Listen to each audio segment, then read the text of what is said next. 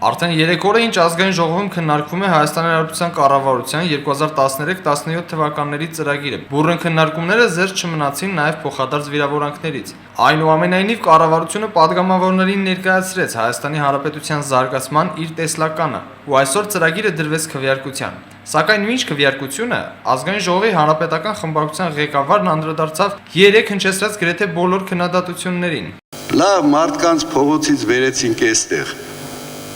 Որ էլի փողոցից խոսել, այս Լևոն Զուրաբյանը պատմության մեջ մնալու է։ Առաջին նախագահային երկրորդական մարդ սարքեց։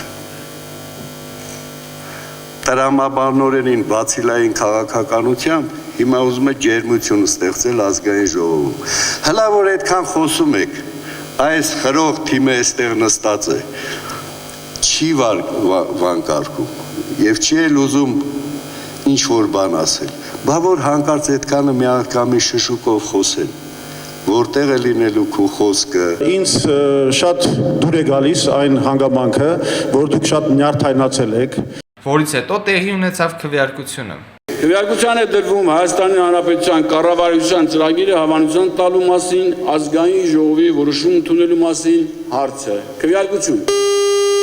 41 դեմ 76 կողմ եւ ոչ մի ձեռնպատ ձայների հարաբերակցությամբ ազգային ժողովը հաստատեց Հայաստանի Հանրապետության կառավարության ծրագիրը։ Քվեարկությունից հետո վարչապետը լրագրողների հետ զրույցում ասաց, որ կառավարությունը պետք է վերցնի ընդդիմության այն ծրագրային դրույթները, որոնք միտված են երկրի զարգացմանը։ Բայց եթե մեր ընդդիմությունը մշտապես հանդես գա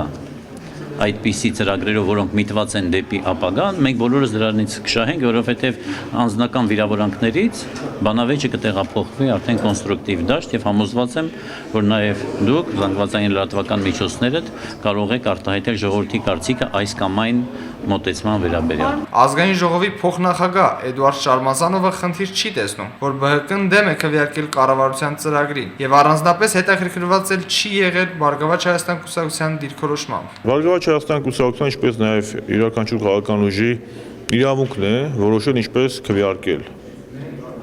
Ինձ եթե անկեղծ եք ուզում, ինձ չէր հետաքրքրել թե Բարգավաճ Հայաստանը կողմ է քվեարկելու, թե ձեռնպա։